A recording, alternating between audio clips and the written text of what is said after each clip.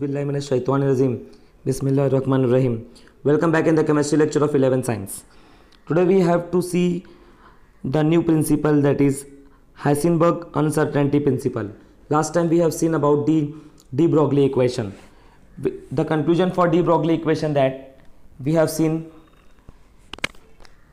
that the wavelength of the smaller particle can be, fast moving smaller particle can be obtained.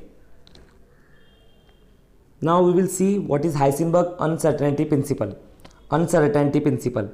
This principle was stated in the year 1927 by Werner Heisenberg.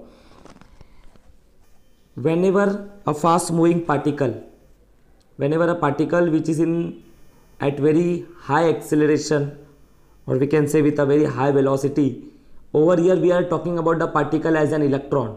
Electron, you know very well, revolve around the nucleus, and it has a velocity and it also has a mass.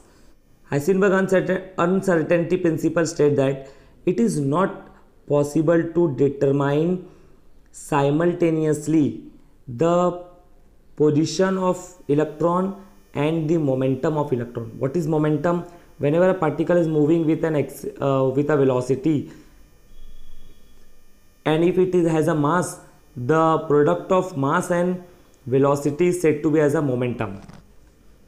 So it states that the definition is, it is impossible to determine simultaneously the exact position and exact momentum of an electron.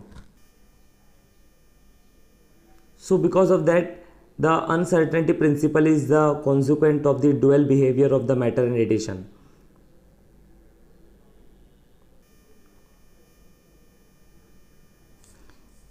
Now, mathematically, what is the formula for the Heisenberg uncertainty principle?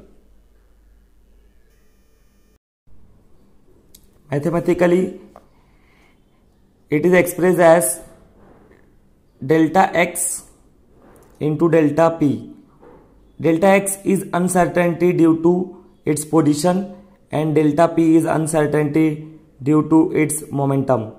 The symbol for momentum is P. The change in position and change in momentum is greater than equal to h upon 4 pi.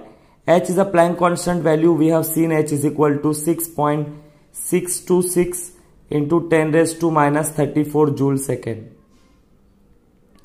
And pi value we know very well, 3.142. And it is seen that when this value was found for h upon 4 pi, before that the substitution for momentum as p is equal to, the momentum is equal to mass into velocity. So we have substituted the value mass into velocity. The term mass has to be come in the denominator. There is a printing mistake in the textbook, you can correct it. So h upon 4 pi m, mass of electron, is also a fixed value.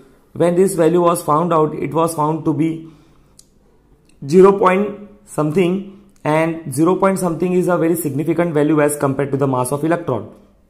Say for example, the mass of electron is 10 raised to minus 31 kg.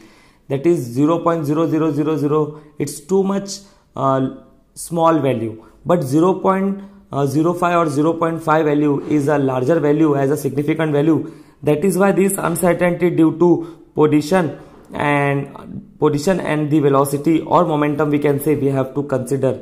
So that is why the Heisenberg uncertainty principle state that it is impossible to determine simultaneously the exact position and the momentum of the fast moving particle, that is electron, etc. Now, Bohr model assumes that both position and momentum of the electron in the hydrogen atom are known exactly. That is why Bohr's model was failed and Heisenberg principle was put forth ahead for the structure of atom, which is ruled out by the Heisenberg uncertainty principle. And Heisenberg says that it is not possible to determine both simultaneously. Hence, no attempt was made to extend the Bohr's model to the atomic structure.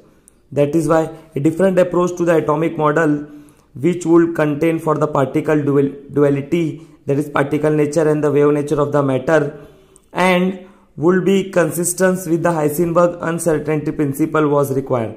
This became possible with the development of quantum mechanics. Now a new branch has discovered in the field of the structure of atom, that is quantum mechanics. Because of this quantum mechanics, we have identified the structure of atom very nicely, and till now we are studying the structure of atom based on the quantum mechanics. So inshallah we will see next time.